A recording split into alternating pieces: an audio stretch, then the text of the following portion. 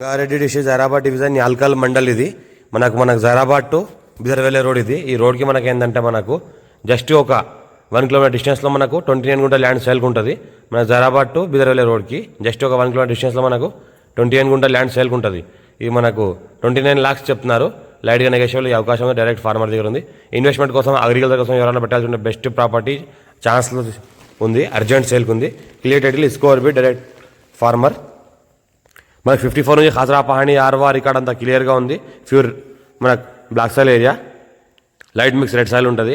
Investment కోసం agriculture కోసం best land, చిన్న ఫార్మ్ హౌస్ పర్పస్ కూడా తీసుకోవాల్సుకుంటే బెస్ట్ ల్యాండ్ మనకు.